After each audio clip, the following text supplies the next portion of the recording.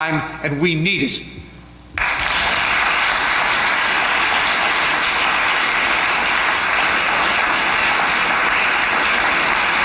Thank you. Next speaker, please. Lea Kalish.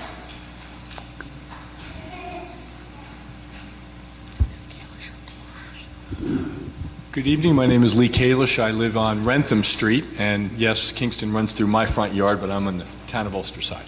I am on the Kingston Green Line Committee. I'm a lifer in this area. Went to Kingston High School. Been here my whole life. I actually walked this section of the trail last week, in the Kingston Point Rail Trail, and basically from Rondat Gardens to the Rondat Savings Bank. And I just can't believe what a great little corridor this could be for the people of downtown Kingston. The idea that you could safely and easily walk a green area compared to walking either up the arterial or going and walking over to Broadway. I think this is an issue of safety, of common sense, of access to people that don't always have access to the resources of even just getting up to Broadway. I think the idea that kids can ride their bikes on this path and that we all can explore and understand what Kingston is all about.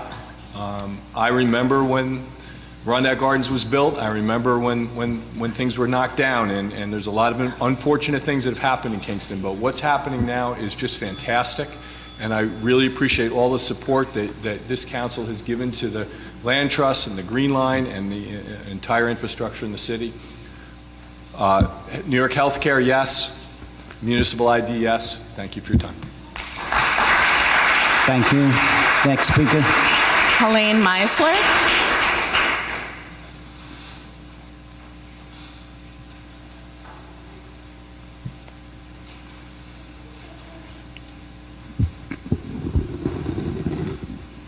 Hi. I don't live in Kingston, I live in Woodstock. However, I've been a teacher trainer in the Kingston School District, so I know the kids and I know a lot of the teachers. I also volunteer for Family of Woodstock, and I work with Ulster Immigrant Defense Network, and we work out of Holy Cross Santa Cruz Church. I guess I am here to talk about the municipal ID, and it's the right thing to do. You've heard all of the good things. I can't think of one downside to doing it. UIDN has already said that we would be willing to help with the cost of it in terms of the machine if money is an issue. We will do fundraising, we'll raise the money. It's an issue of dignity, it's an issue of safety, it's an issue of forming a community and having more unity, it's an issue of having people walk around feeling safe, feeling that they can call police if something does go wrong. It will keep everybody safer. Somebody else said, you know, universal health care, this is universal ID. I'm hoping that if you guys do it, then up in Woodstock, we're going to do it, and we will go town to do it, and Ulster County will do it, and we will try to keep people safe. Thank you very much. Thank you. Next speaker, please. Nick Abramson. Good evening. My name's Nick Abramson. I live in Shady, New York. I'm part of the Ulster Immigrant Defense Network that is housed at the Holy Cross Santa Cruz Church at 30 Pine Grove Avenue. Across the country, a growing number of municipalities have begun to issue municipal ID cards to their residents. Although available to all residents of a city, the cards are particularly valuable for the most vulnerable community members: undocumented immigrants, the homeless, foster youth, the elderly, and others who may have difficulty obtaining and retaining other government-based IDs. Without valid photo IDs, many immigrants are unable to open bank accounts, compromising their ability to save and making them vulnerable to attack. Without valid photo IDs, parents are unable to enter their children's public school buildings and participate actively in their education. Such identification cards also allow individuals to establish identity when interacting with law enforcement, preventing unnecessary detention.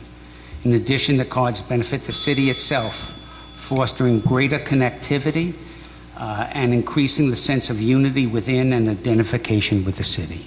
Thank you. Thank you. Next speaker. Stuart Auchincloss.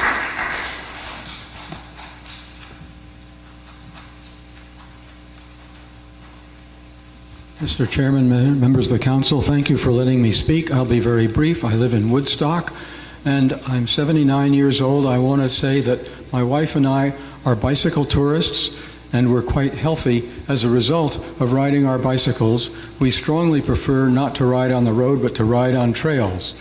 We've often ridden from Rosendale down to New Paltz, where there's a rail trail and there's a tavern at the end of that trail. We're looking forward to being able to ride up to Kingston and find a tavern at the end of that trail. Thank you for the many benefits of a rail trail.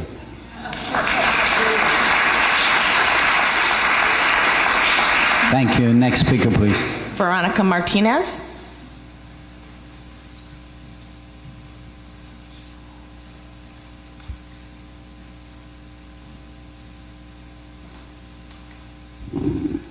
Hello, my name is Veronica Martinez. I live in 114 Tremper Avenue. I'm here to support the municipal ID legislation. I think it's a human right for people to feel part of the community where they live, where they support, where they have their families. So I support it. Thank you. Thank you. Next speaker. Rachel Winegran.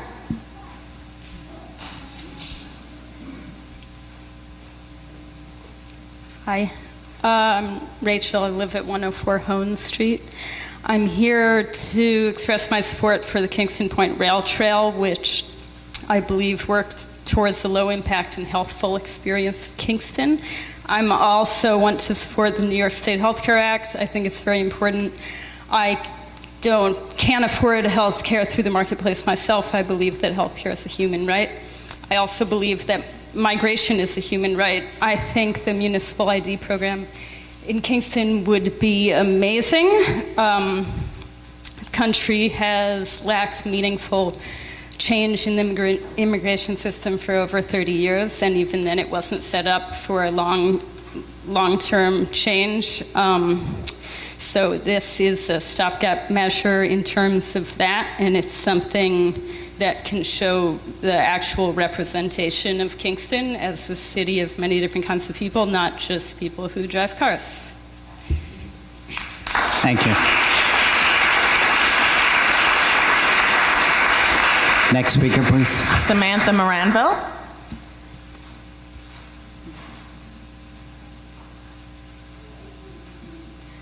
Good evening. Thanks for letting me speak. I'm Samantha Moranville. I live at 107 2nd Avenue in Kingston. And firstly, I want to thank the Common Council for supporting the Kingston Green Line and specifically the Kingston Point Rail Trail thus far.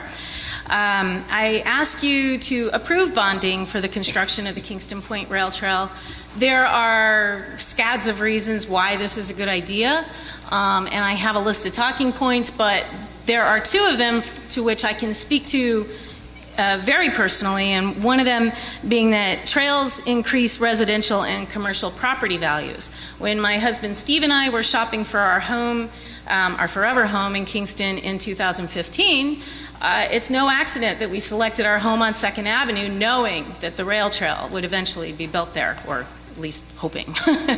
And the second thing is it says trails support local business growth. Well, I can unequivocally say that that is true because in this past April, my husband and I moved our business, Revolution Bicycles, from Saugerties to the city of Kingston. It's right there.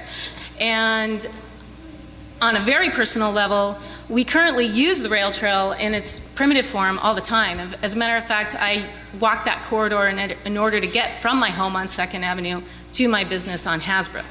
And so this morning I was walking along, and ordinarily what I do is I cross Delaware and then I go across that cool bridge with the graffiti, and then I sort of scramble up that hill, and then I have to cross, Hasbrook to get down. I can't wait for the opportunity to remain on the trail the entire way. It'll be so much easier to bike and walk. And so talking about this today with my husband Steve and I at work, we were thinking of the immense ways in which this will benefit us personally. And so it's not a huge contribution, but we pledged to donate $1,000 to the construction of the trail. You can use that to shave $1,000. You could take it in cash, however you want. You can, you could pay $399,000 instead of $400,000. Or we pledge to give bicycle racks, or one of those really cool, public bicycle repair stations that has tools and a pump. And anyway, you can count on us for that. And we can't wait for the trail. So thank you. Thank you very much.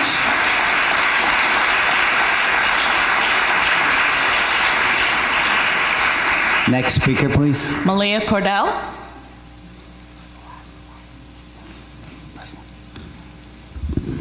I think I'm the last speaker, just so everybody can feel relieved. My name is Malia Cordell. I live at 99 South Manor Avenue. I'll keep this quick. So I support the municipal IDs. And I just want to say you can't even get a library card without a photo ID. And I also support the New York State Healthcare Act. I had the opportunity to live in Canada and Japan for a combined 10 years. And I had a child there, and the healthcare was amazing. And I just want to let you know that I probably, in 10 years, my medical expenditures was under $100. And that was just prescription costs. And I think all of us deserve that. And finally, I want to express my excitement over the Kingston Green Line and Rail Trail. And I really urge you to please approve the bonding for the full amount plus the contingency. I'm a frequent biker around Kingston with my small children, and we've been wanting to bike to Kingston Point Park, but right now it's very dangerous and difficult to access with small children because it's such a steep hill, and having an amazing level rail trail would really change what we do on the weekends and allow me to bike to that area with neighborhood children, because they're always out on bikes in our low-income neighborhood. So, thank you. Thank you.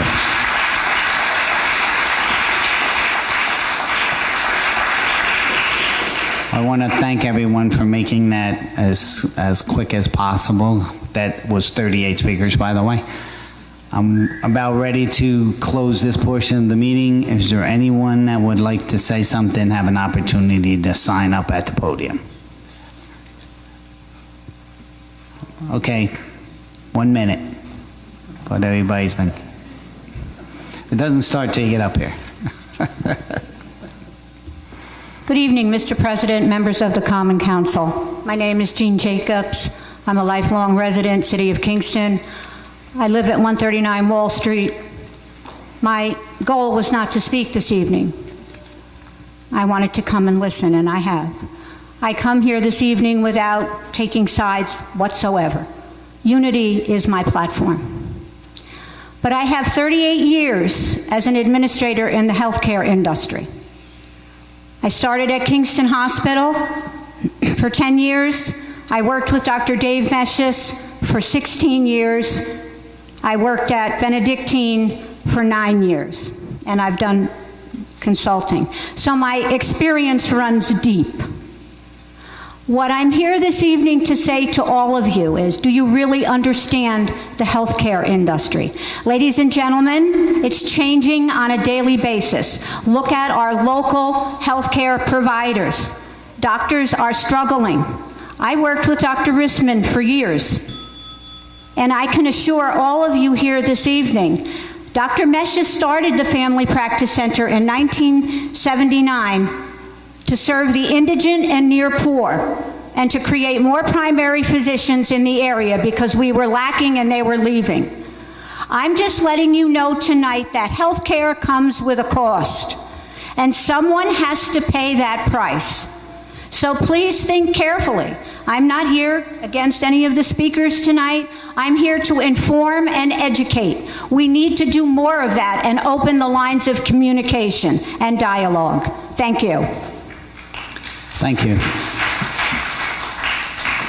This concludes the public speaking portion of this meeting. We now move on to claims and communications. Hearing no discussion, they'll be on file in the clerk's office. Anyone wishing to address them? Can I get a motion to dispense with the second reading of the general bills and pay same? Motion. Second? Second. All in favor? Aye. Opposed? The bills are paid 7-0. We will now enter into report of committees.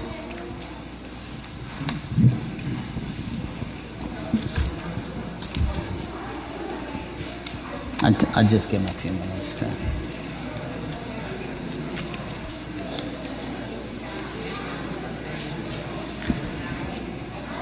Any of the aldermen need a break for a few seconds before, well, I'm waiting till they go out. Can I collect $1,000? No.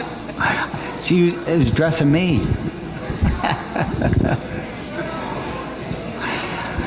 But they're by Andrea. We'll let her do it. You can get